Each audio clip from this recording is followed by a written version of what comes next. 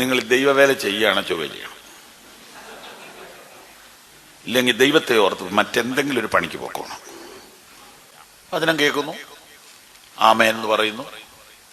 കാര്യമായ ഒരു തിരുത്തലുകളും വരുത്താൻ നമ്മൾ വലിയ ശ്രദ്ധ കൊടുക്കുന്നില്ല. അതെല്ലാം വേറെ പലരോടായി പറയുന്നത് എന്നൊരു തൃപ്തിയോടെ അങ്ങ് അവസാനിപ്പിക്കുന്നു. കുറെ നാളായി കഴിയുമ്പോൾ നമുക്കൊരു പുരോഗമനം ഉണ്ടാകത്തില്ല. കർത്താവിൻ്റെ ആ യഥാർത്ഥ വെളിപ്പാടിലേക്ക് നമ്മൾ വരത്തില്ല. അങ്ങനെ സ്റ്റക്കായി പോയി എത്രയോ പേരുണ്ടെന്നറിയാം. ആത്മീയത്തിലേക്ക് വന്നു എന്നൊക്കെ പറയുന്നെങ്കിലും എവിടെയോ സ്റ്റക്കായി നിൽക്കുക. 1 പത്രോസ് 4-ാം അധ്യായം 12 മുതൽ 19 വരെയുള്ള ആ ഒടുവിലത്തെ പാരഗ്രാഫിലേക്ക് നമുക്ക് പ്രവേശിക്കാം. കഴിഞ്ഞ ദിവസം വായിച്ചതാണ് എങ്കിലും ഒന്നുകൂടെ ഇവിടെ വായിക്കുന്നത് ശ്രദ്ധിക്കാം. പ്രിയമുള്ളവരെ, നിങ്ങൾക്ക് പരീക്ഷയ്ക്കായി സംഭവിച്ചിരിക്കുന്ന അഗ്നിശോധനയെങ്കിൽ ഒരു അപൂർവ കാര്യം നിങ്ങൾക്ക് വന്നുകൂടി എന്ന് വെച്ച് അതിശയിച്ചു പോകരുത്. ക്രിസ്തുവിന്റെ കഷ്ടങ്ങൾക്ക് പങ്കുള്ളവരാകും തോറും സന്തോഷിച്ചു കൊള്ളുവിൻ. അങ്ങനെ നിങ്ങൾ അവന്റെ തേജസ്സിന്റെ പ്രത്യക്ഷതയിൽ ഉല്ലസിച്ചാനന്ദിപ്പാൻ ഇടവരും. ക്രിസ്തുവിന്റെ നാമം ഹേതുവായി നിന്ന സഹിക്കേണ്ടി വന്നാൽ നിങ്ങൾ ഭാഗ്യവാന്മാർ. മഹത്വത്തിന്റെ ആത്മാവായ ദൈവാത്മാവ് നിങ്ങളുടെ മേൽ ആവസിക്കുന്നുവല്ലോ. നിങ്ങളിൽ ആരും കൊലപാതകനോ കള്ളനോ ദുഷ്പ്രവർത്തിക്കാരനോ ആയിട്ടല്ല കഷ്ടം സഹിക്കേണ്ടത്, പരകാര്യത്തിൽ ഇടപെടുന്നവനായിട്ടുമല്ല. ക്രിസ്ത്യാനിയായിട്ട് കഷ്ടം സഹിക്കേണ്ടി വന്നാലോ ലജ്ജിക്കരുത്. ഈ നാമം ധരിച്ചിട്ട് ദൈവത്തെ മഹത്വപ്പെടുത്തുകയത്രേ വേണ്ടത്. ന്യായവിധി ദൈവഗ്രഹത്തിൽ ആരംഭിപ്പാൻ സമയമായല്ലോ. അത് നമ്മിൽ തുടങ്ങിയാൽ ദൈവത്തിന്റെ സുവിശേഷം അനുസരിക്കാത്തവരുടെ അവസാനം എന്താകും? നീതിമാൻ പ്രയാസേന രക്ഷ പ്രാപിക്കുന്നു എങ്കിൽ അബദ്ധന്റെയും പാപിയുടെയും ഗതി എന്താകും? അതുകൊണ്ട് ദൈവേഷ്ടപ്രകാരം കഷ്ടം സഹിക്കുന്നവർ നന്മ ചെയ്തുകൊണ്ട് തങ്ങളുടെ പ്രാണനെ വിശ്വസ്തനായ സൃഷ്ടാവിങ്കൽ ഫലമേൽപ്പിക്കട്ടെ. പ്രിയ കർത്താവേ, അങ്ങ് തന്നെ അങ്ങയുടെ വചനത്തെ ഞങ്ങൾക്ക് വ്യാഖ്യാനിച്ച് തരണമേ. അതിനുവേണ്ടി ഞങ്ങൾ ഒരുമിച്ച് തിരുമുഖത്തേക്ക് നോക്കുന്നു. പരിശുദ്ധാത്മാവേ, അവിടുത്തെ സഹായം ഞങ്ങൾ യാചിക്കുന്നു. അറിവുകൾ, ഞങ്ങളുടെ ബോധ്യങ്ങൾ, അനുഭവങ്ങൾ, അതിൻ്റെ എല്ലാം ഒരു പശ്ചാത്തലത്തിലും ഇൻഫ്ലുവൻസിലുമാണ് ഞങ്ങളുടെ മനസ്സിരിക്കുന്നത്. താവേ, ഞങ്ങളുടെ അനുഭവങ്ങൾ, അറിവുകൾ, പശ്ചാത്തലങ്ങൾ, ഇവയുടെ ആ സ്വാധീന വലയത്തിൽ നിന്ന് ഞങ്ങളുടെ മനസ്സിനെ ഒന്ന് സ്വതന്ത്രമാക്കണമേ. കർത്താവേ, അങ്ങ് പറയാൻ ആഗ്രഹിക്കുന്നത് കേൾക്കാൻ ഞങ്ങളുടെ ചെവി തുറക്കണമേ. യേശുവിന്റെ നാമത്തിൽ തന്നെ കൈകൾ ഉയർത്തി ദൈവത്തിന് സ്തോത്രം ചെയ്താട്ടെ. 2016 ആരംഭത്തിൽ ഞാൻ ധ്യാനിച്ചത് യോനയുടെ പുസ്തകമാണ്. എൻ്റെ കൊച്ചു സഭയിൽ 29, 30, 31 ദിവസങ്ങൾ ഉപവസിച്ച് പ്രാർത്ഥിക്കുമ്പോൾ ചർച്ചിനൊരു അസൈൻമെൻ്റായിട്ട് യോനയുടെ പുസ്തകം വായിക്കാൻ പറഞ്ഞു. അങ്ങനെ day and night fasting and പ്രയറിൽ അതിലെ ഓരോ ചാപ്റ്റർ ഞങ്ങളിങ്ങനെ ഒരുമിച്ച് ധ്യാനിക്കുകയും ഒരു പുനർവായന നടത്തുകയും ചെയ്തു. അപ്പോൾ ഒരുപാട് ആഴമേറിയ ഉൾക്കാഴ്ചകൾ ദൈവം തന്നു. പക്ഷേ ഇത് വേറൊരാളോട് പറയാനല്ല, ജീവിതത്തിൽ പ്രാക്ടീസ് ചെയ്യാനാണ് എന്ന് കൂടെ കൂടെ ദൈവം എന്നെ ഓർപ്പിച്ചുകൊണ്ടിരിക്കുന്നു. ഇതിങ്ങനെ വേറൊരാളോട് പറഞ്ഞ് വലിയ പുള്ളി കളിക്കാനല്ല, സ്വന്തം ജീവിതത്തോട് അപ്ലൈ ചെയ്ത് നോക്കാനാണ് എന്ന് കർത്താവ് എന്നെ ഓർപ്പിച്ചു. എന്താണ് യോനയുടെ പുസ്തകത്തിൻ്റെ ചിന്ത എന്നറിയാവോ? ഭക്തനായ കൃപാവരപ്രാപ്തനായ പ്രാർത്ഥനാ മനുഷ്യനായ പച്ചലേം കത്രിയേം പോലെ ഒത്തുവരുന്ന പ്രവചനങ്ങൾ മാത്രം പറയുന്ന പൊട്ടപ്രവചനങ്ങളോ കാര്യസാധ്യത്തിന് വേണ്ടിയുള്ള മുഖസ്തുതിയോ ആയുസിലൊരിക്കൽ പോലും പറഞ്ഞിട്ടില്ലാത്ത അതിശക്തനായ ഒരു ദൈവഭക്തനെ, ഒരു പ്രവാചകനെ പോലും ദൈവത്തിന് തൻ്റെ പെർഫെക്റ്റ് വില്ലിലോട്ട് നടത്താൻ ഒരുപാട് കഷ്ടപ്പാട് സഹിക്കേണ്ടി വന്നു. യോനായെ ഒരു പിന്മാറ്റക്കാരൻ എന്നോ അനുസരണം കെട്ടവനെന്നോ മുദ്രകുത്തി രക്ഷപ്പെടാമെന്ന് ധരിക്കണ്ട എന്ന് ദൈവം തമ്പുരാൻ എന്നോട് പറഞ്ഞു.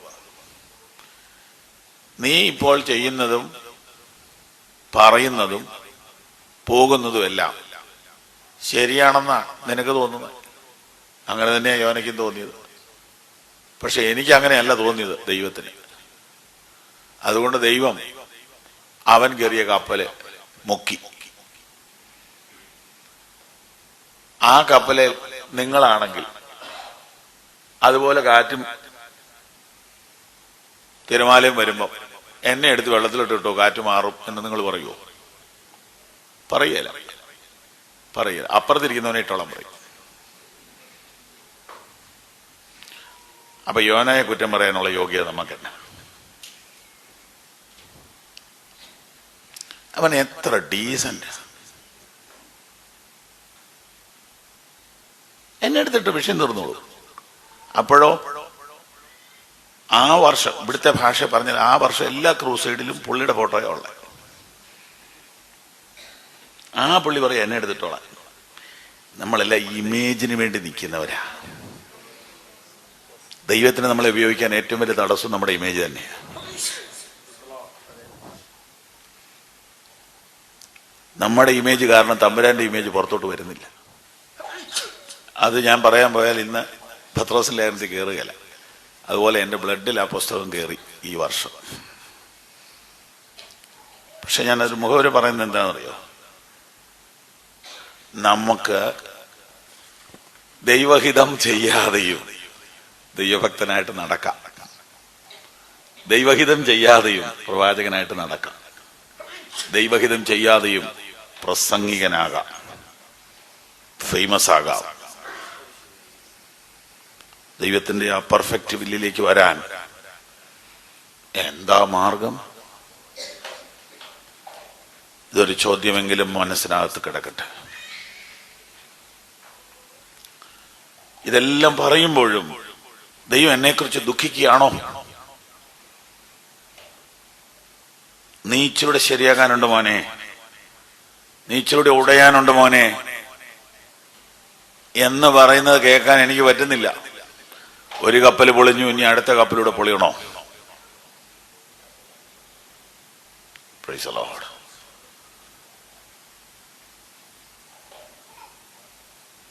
അവനൊരു സ്വയനീതിക്കാരനല്ലാഞ്ഞതുകൊണ്ട് ആ കപ്പലിലുള്ളൊരു രക്ഷപ്പെട്ടു. അവന്റെ സ്വയനീതി കാരണം ആ കപ്പല് ഉള്ളൊരു ശരിക്കും കഷ്ടപ്പെട്ടായിരുന്നു. പക്ഷെ അവൻ പുറത്തു പോയതുകൊണ്ട് കപ്പലിലുള്ളൊരു രക്ഷപ്പെട്ടു. ഇവിടെ നമ്മള് എന്താ ചെയ്യാ? ഞാൻ വീണ്ടും എന്നെ അത്ഭുതപ്പെടുത്തിയത്, ഞാൻ ആകെ കൂടെ പ്രതീക്ഷിച്ചിരുന്നത് പ്രാർത്ഥിക്കുകയാണ് ഇതൊക്കെ മാറിക്കോളൂ എന്നാ. പക്ഷെ യോന പ്രാർത്ഥിക്കുകയായിരുന്നു. കപ്പലിൽ ഇരുന്ന് പ്രാർത്ഥിക്കുക, കിടന്ന് പ്രാർത്ഥിക്കുക. കർത്താവേ, ഒരു അനർത്ഥം വരാതെ ഉറങ്ങാൻ സഹായിക്കണം എന്നും പറഞ്ഞ് കിടന്നുറങ്ങി. നല്ല ഉറക്കമാ. അത് കഴിഞ്ഞ് മീനിന്റെ വയറ്റിൽ കിടന്ന് 3 ദിവസം ഫാസ്റ്റിംഗ് ആൻഡ് പ്രയർ. അല്ല പ്രാകുവോ വഴക്കുണ്ടാക്കുമോ ഒന്നും അല്ല, പ്രാർത്ഥനയാണ്. ബൈബിൾ വായിച്ചു നോക്ക. അപ്പൊ ഈ മനുഷ്യൻ പ്രാർത്ഥിച്ചിട്ടും പെർഫെക്റ്റ് വിൽ ഓഫ് ഗോഡ്, ദൈവത്തിന്റെ നന്മയും പൂർണ്ണതയും പ്രസാദവുമുള്ള ദൈവഹിതത്തിൽ ചലിക്കാൻ അവന്റെ ജഡം, അവന്റെ സ്വയം അവന്റെ ഇമേജ് അവനെ സമ്മതിക്കുന്നില്ല. അതിനുവേണ്ടി ദൈവം ഒരു മത്സ്യത്തെ 3 ദിവസം പട്ടിണി കിട്ടും. ഇതകത്ത് കിടക്കുക, മത്സ്യത്തിന് വല്ലതും കഴിക്കാൻ പറ്റുമോ? ഇതകത്ത് കിടന്ന പ്രയറ. നമുക്ക് മീനിന്റെ കാര്യം ചിന്തിക്കേണ്ട കാര്യമില്ലെങ്കിലും ഒരു മനുഷ്യൻ ആ ദൈവത്തെ അനുസരിക്കാത്തതുകൊണ്ട് ആ മീനിന് വന്ന വിഷമം ഭയങ്കരല്ലേ. മീനിന് നാളെ ഒരു സാക്ഷി പറയാൻ സമയം കിട്ടിയാൽ മീൻ പറയാൻ പോണത്, നിങ്ങൾ ദൈവവേല ചെയ്യുകയാണോ ചൊവ്വ ചെയ്യണം, ഇല്ലെങ്കിൽ ദൈവത്തെ ഓർത്ത് മറ്റെന്തെങ്കിലും ഒരു പണിക്ക് പോക്കണം. കാരണം ഞാൻ അനുഭവിച്ച വിഷമം, ഇവിടെ വയറ്റിൽ ഒരു ഒരു ഒരു ഒരു പപ്സ് കഴിച്ചിട്ട് ദഹിക്കാതെ കിടന്നാൽ ഉള്ള വിഷമം നമുക്കറിയാം. ഇവിടെ 6 അടി പൊക്കവും 82 കിലോ തൂക്കമുള്ള ഒരു ഉപദേശി അകത്ത് കിടന്ന് പ്രാർത്ഥനയാണ്. എങ്ങനെയാ മത്സ്യം നടക്കും? എന്തോരം പെയിൻ അനുഭവിച്ചു കാണും. അതുകൊണ്ട് നിങ്ങൾ ദൈവത്തെ അനുസരിക്കാൻ മേലെങ്കിൽ പിന്നെ ഭക്തന്റെ വേഷം കെട്ടത്. ഇതാണ് മത്സ്യത്തിന് നിങ്ങളോട് പറയാനുള്ള മെസ്സേജ്. Price the Lord. ദൈവത്തിന് ഇനി ഒരു കപടഭക്തനെ കൂടെ വേണോ? അതിനാണോ അപ്പൊ ഈ ബൈബിൾ സ്റ്റഡി? ആവശ്യത്തിന് മീറ്റിംഗ് ഉണ്ടല്ലോ. എറണാകുളം പോലെ മീറ്റിംഗ് എവിടെയാ ഉള്ളത്? റെയ്നാഡ് ബോങ്കെ 2 പ്രാവശ്യം വന്ന ഒരു പട്ടണേ ഉള്ളത് എറണാകുളം. അതുകൊണ്ട് പത്രോസിന്റെ ലേഖനമല്ല, സാക്ഷാൽ പത്രോസ് വന്നാലും നമുക്ക് മാറ്റം വരാതെ ഒരു കാര്യം നടക്കുകയില്ല. കർത്താവിനെ ഞാൻ സ്തുതിക്കുന്നു, സ്തുതിക്കുന്നു, സ്തുതിക്കുന്നു, സ്തുതിക്കുന്നു, സ്തുതിക്കുന്നു. അതുകൊണ്ട് എൻ്റെ ഇഷ്ടം ഒന്നും വേണ്ട പ്രിയനേ, അങ്ങേ ഇഷ്ടം എന്നിൽ പൂർണ്ണമാക്കണേ. എൻ്റെ ഇഷ്ടമൊന്നും വേണ്ട പ്രിയനേ, അങ്ങേ ഇഷ്ടം എന്നിൽ പൂർണ്ണമാക്ക. ഒന്നുകൂടി ഒന്ന് കണ്ണടച്ചിട്ട് കർത്താവിന്റെ മുഖത്തേക്ക് നോക്കിയിട്ട് ഒന്ന് പറഞ്ഞേ, എൻ്റെ ഇഷ്ടം ഒന്നും വേണ്ട പ്രിയനേ, അങ്ങേ ഇഷ്ടം എന്നിൽ പൂർണ്ണമാക്കണേ. എൻ്റെ ഇഷ്ടമൊന്നും വേണ്ട പ്രിയനേ, അങ്ങേ ഇഷ്ടം എന്നിൽ പൂർണ്ണമാക്കണേ. അതെ, അത് ആത്മാർത്ഥതയോടെ സത്യസന്ധതയോടെ പറയാൻ നാം ശ്രമിച്ചാൽ എന്ത് സംഭവിക്കുമെന്ന് ഞാൻ പറയാം. നിന്റെ ഇഷ്ടത്തെ ദൈവം കയറി തൊടും. ദൈവം തൊടുന്നു എന്ന് പറഞ്ഞാൽ തൊടുന്നത് ചിലപ്പോൾ ഭാര്യയായിരിക്കും, തൊടുന്നത് ചിലപ്പം ഒരു വിശ്വാസിയായിരിക്കും, ഒരു സഹപ്രവർത്തകനായിരിക്കും. നിന്റെ ഇഷ്ടം വേണ്ടെന്ന് നീ പറഞ്ഞില്ലേ? നേരാണോ എന്ന് അറിയാൻ ഒരു ടെസ്റ്റ് ഇന്ന് 3-നും 4-നും ഇടയ്ക്ക് വരും, ക്ലാസ് കഴിഞ്ഞിട്ട്. അന്നേരം പറയും, കർത്താവ് ഞാൻ പാടിയെന്നേ ഉള്ളൂ, ഞാനത് അങ്ങനെ ഉദ്ദേശിച്ചില്ല, ഞാൻ പാട്ടിൻ്റെ ആ ഒരു രസത്തിലങ്ങ് പാടിയെന്നുള്ളതേ ഉള്ളൂ എന്ന് നമ്മൾ പറയേണ്ടി വരും. നമ്മുടെ ഇഷ്ടമല്ലേ സകലത്തിനും പ്രശ്നം അല്ലേ? അതിന്റെ പേരല്ലേ ഈഗോ എന്ന് പറയുന്നത്. ഇന്നത്തെ ക്ലാസ് എന്തുവാ? ഇന്നത്തെ ക്ലാസ് ക്രിസ്ത്യാനി. വായിച്ചു വന്നിടത്ത് കഴിഞ്ഞ ക്ലാസ്സിൽ ടച്ച് ചെയ്ത ഭാഗം വിടുക. 12, 13, 14 എല്ലാം നമ്മളൊന്ന് ടച്ച് ചെയ്ത് പോയതാണ്. 16 ശ്രദ്ധിച്ചേ. ക്രിസ്ത്യാനി ആയിട്ട് കഷ്ടം സഹിക്കേണ്ടി വന്നാലോ ലജ്ജിക്കരുത്, ലജ്ജിക്കരുത്. ഈ നാമം ധരിച്ചിട്ട് ദൈവത്തെ മഹത്വപ്പെടുത്തുക എത്രയേ വേണ്ടത്. ലജ്ജിക്കരുത്.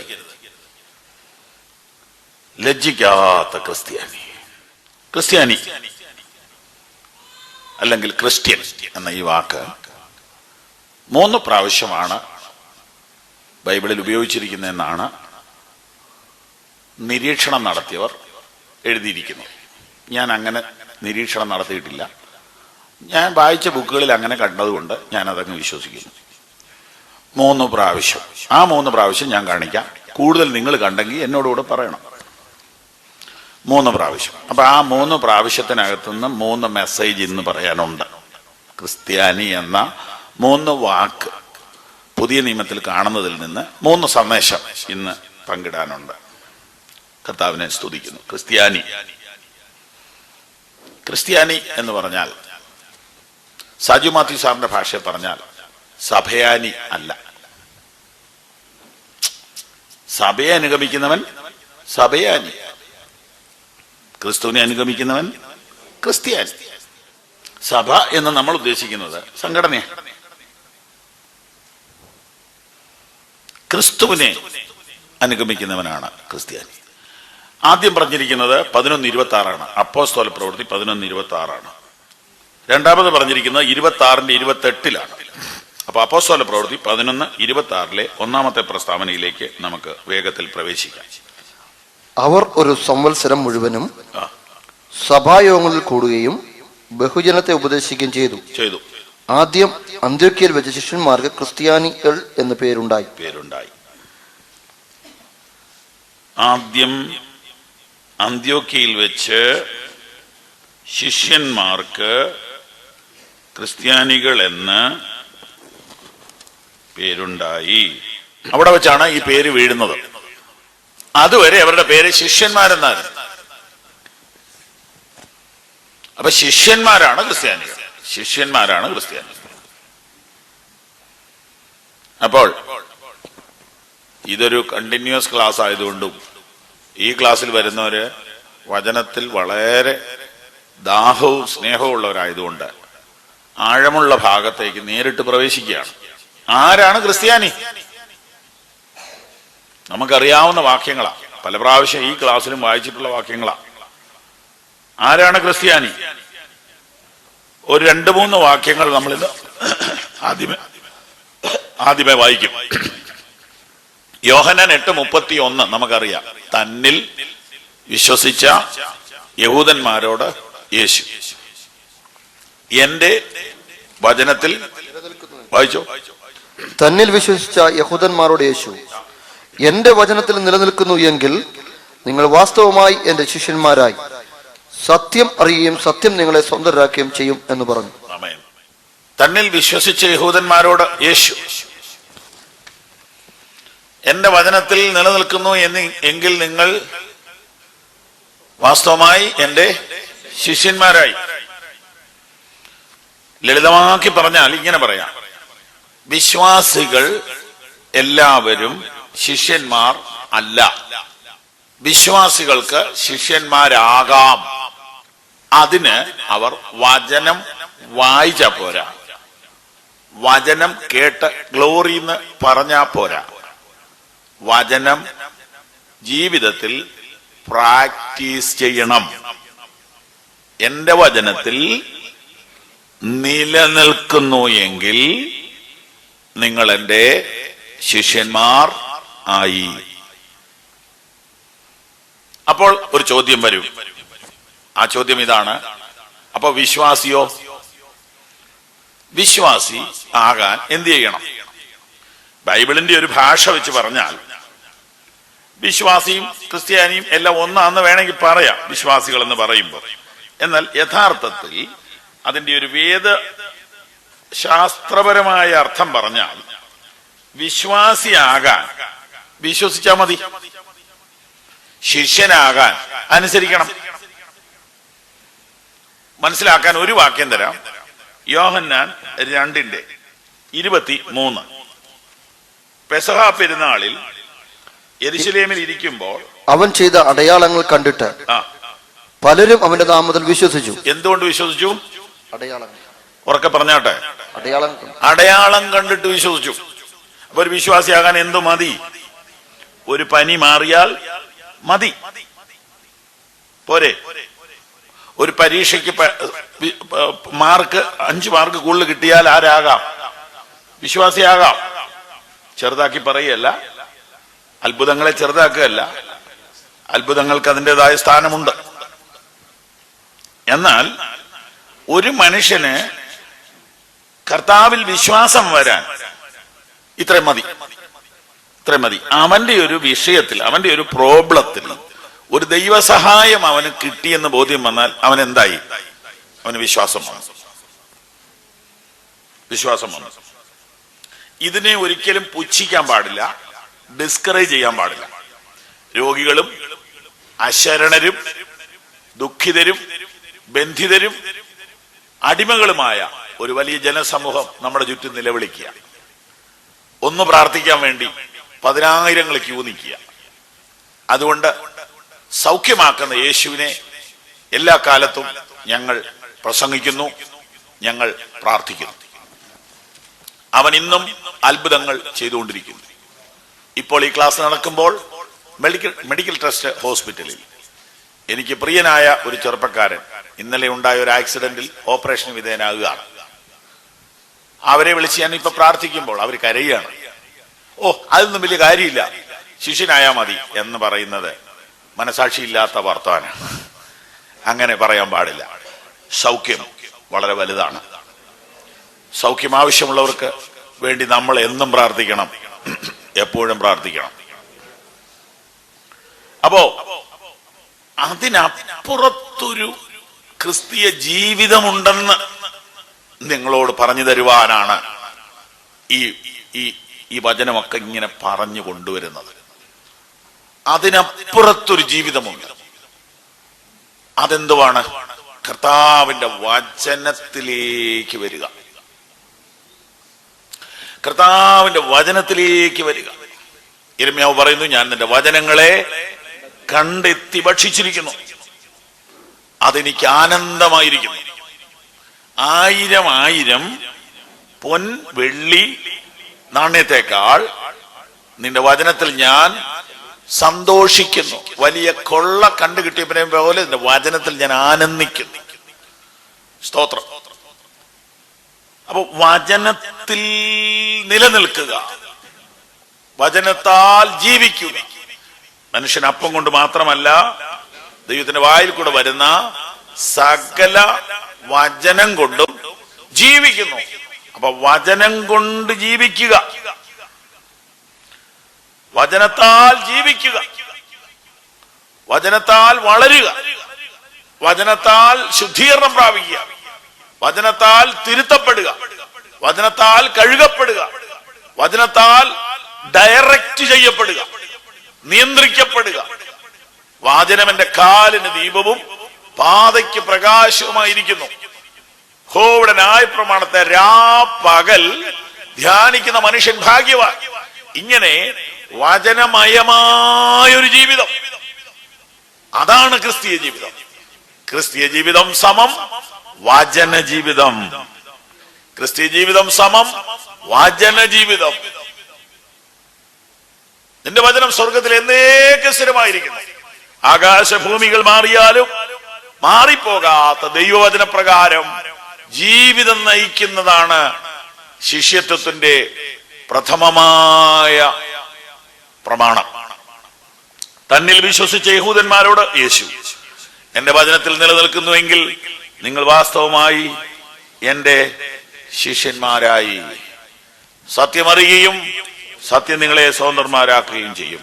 അതെ, ഈ ക്ലാസിന്റെ ഇന്നത്തെ 1ാമത്തെ എപ്പിസോഡിലേക്ക് നാം കയറുമ്പോൾ തന്നെ നമുക്ക് വചനപ്രകാരം ജീവിതത്തെ അനുദിനം ക്രമപ്പെടുത്തുവാൻ നിർബന്ധപൂർവം നമുക്കൊന്ന് സമർപ്പിക്കാം. ഇനിയും നമുക്കൊരു രോഗസൗഖ്യമോ സാമ്പത്തിക വിടുതലോ അല്ല പ്രധാനം. നമുക്ക് വചനപ്രകാരം നമ്മുടെ ജീവിതത്തെ ക്രമീകരിക്കുന്നതാണ് പ്രധാനം. യൗവനക്കാരൻ തന്റെ നടപ്പിനെ നിർമ്മലമാക്കുന്നത് എങ്ങനെ? നിന്റെ വചനപ്രകാരം അതിനെ സൂക്ഷിക്കുന്നതിനാൽ തന്നെ. യൗവനക്കാരൻ തന്റെ നടപ്പിനെ നിർമ്മലമാക്കുന്നത് എങ്ങനെ? നിന്റെ വചനപ്രകാരം അതിനെ സൂക്ഷിക്കുന്നതിനാൽ തന്നെ. ഞാൻ നിന്നോട് പാപം ചെയ്യാതിരിപ്പാൻ നിന്റെ വചനങ്ങളെ എന്റെ ഹൃദയത്തിൽ ഞാൻ സംഗ്രഹിക്കുന്നു. ഇതൊരു ശ്രമകരമായ കാര്യമല്ലേ? ഞാൻ നിന്നോട് പാപം ചെയ്യാതിരിപ്പാൻ നിന്റെ വചനങ്ങളെ എന്റെ ഹൃദയത്തിൽ സംഗ്രഹിക്കുന്നു. ചില പ്രിയപ്പെട്ടവര്, ഓപ്പറേഷൻ കഴിഞ്ഞവര്, രോഗങ്ങൾ ഉള്ളവരൊക്കെ രാവിലെ എഴുന്നേറ്റാൽ ഒരു കൈ കൊള്ളാവുന്ന ഗുളിക കഴിക്കുന്നുണ്ട്. 1, 2, 3, 4, 5, 6, 8, 10, 12 എണ്ണോ. അത് ഒരുമിച്ചിടാൻ മേലല്ലോ. 1, 2 വീതം ഇട്ടിങ്ങനെ ഇറക്കി വിടുക. ഇതെന്തിനാണെന്നറിയാവോ? ഇതകത്ത് സംഗ്രഹിക്കുക. ഈ ഷുഗർ പൊങ്ങി വരുമ്പോ അവനെ പിടിച്ച് താക്കാൻ, പ്രഷറിനെ താക്കാൻ, അങ്ങനെ ഓരോ കാര്യങ്ങൾക്കുമുള്ള സാധനമാണ് ഇട്ടുകൊണ്ടിരിക്കുക. ഇതുപോലെ ദൈവത്തിന്റെ വചനത്തെ ഹൃദയത്തിൽ സംഗ്രഹിക്കുക. അതെങ്ങനെയാ? അനുദിന വചനധ്യാനവും പ്രാർത്ഥനയും ഉണ്ടെങ്കിൽ നിങ്ങളുടെ ജീവിതത്തിൽ, നമ്മുടെ ജീവിതത്തിൽ ആത്മീയതയ്ക്കും കർത്താവിന്റെ സ്നേഹത്തിനും കർത്താവിന്റെ ആത്മാവിനും ഇഷ്ടമില്ലാത്തതും എതിരായതുമായ ചിന്തകള്, വൈകല്യങ്ങളെ പൊങ്ങി വരുമ്പോൾ വചനമകത്തുനിന്ന് കേറി നമ്മെ ഹെൽപ്പ് ചെയ്യും. അങ്ങനെ നമുക്ക് ജയജീവിതം നയിക്കാൻ പറ്റും. ഒരു ദിവസം കൊണ്ടല്ല, ഒറ്റയടിക്കല്ല, ക്രമേണ സാധിക്കും. നമ്മളിപ്പോ ഒരാളോട് തർക്കിച്ച് ജയിച്ചാലും വീട്ടിലേക്ക് പോകുമ്പോൾ വചനം നമ്മോട് പറയും, നീ അവിടെ ജയിച്ചെങ്കിലും നീ എന്റെ മുമ്പിൽ തോറ്റിരിക്കുകയാണ് എന്ന് ദൈവം നമ്മെ പറഞ്ഞ് ബോധ്യപ്പെടുത്തി തരും. ഇങ്ങനെയൊരു ക്രിസ്തീയ ജീവിതം സുന്ദരമാണ്, മനോഹരമാണ്. അതാണ് എന്റെ വചനത്തിൽ നിലനിൽക്കുക എന്ന് കർത്താവ് പറഞ്ഞത്. അതുകൊണ്ട് ശിഷ്യത്വത്തിന്റെ ഒന്നാമത്തെ ഈ പടിയിലേക്ക് കടക്കുവാൻ എത്ര പേർക്ക് ആഗ്രഹമുണ്ട്?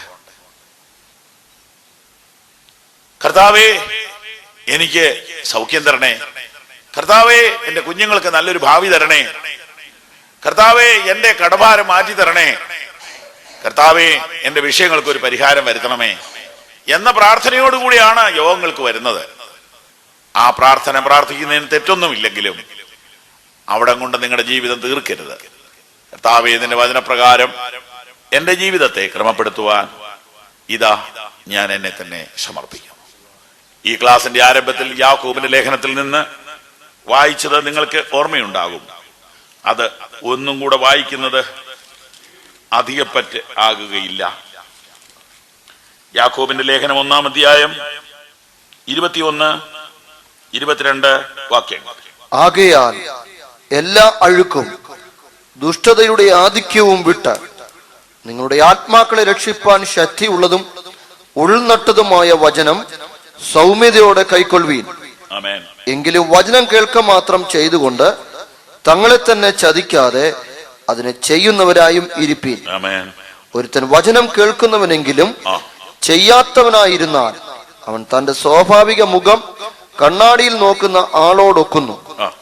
അവൻ തന്നെത്താൻ കണ്ട് പുറപ്പെട്ട് താൻ ഇന്ന രൂപമായിരുന്നു എന്ന് ഉടനെ മറന്നു പോകുന്നു. ഇങ്ങനെ ഒരവസ്ഥ നമുക്ക് വരാം. വചനം കേൾക്കുന്നു, ആമേൻ എന്ന് പറയുന്നു, കാര്യമായ ഒരു തിരുത്തലുകളും വരുത്താൻ നമ്മൾ വലിയ ശ്രദ്ധ കൊടുക്കുന്നില്ല. അതെല്ലാം വേറെ പലരോടായി പറയുന്നത് എന്നൊരു തൃപ്തിയോടെ അങ്ങ് അവസാനിപ്പിക്കുന്നു. കുറെ നാളായി കഴിയുമ്പോൾ നമുക്കൊരു പുരോഗമനം ഉണ്ടാകത്തില്ല. കർത്താവിൻ്റെ ആ യഥാർത്ഥ വെളിപ്പാടിലേക്ക് നമ്മൾ വരത്തില്ല. അങ്ങനെ സ്റ്റക്കായി പോയി എത്രയോ പേരുണ്ടെന്നറിയാം. ആത്മീയത്തിലേക്ക് വന്നു എന്നൊക്കെ പറയുന്നെങ്കിലും എവിടെയോ സ്റ്റക്കായി നിൽക്കുക.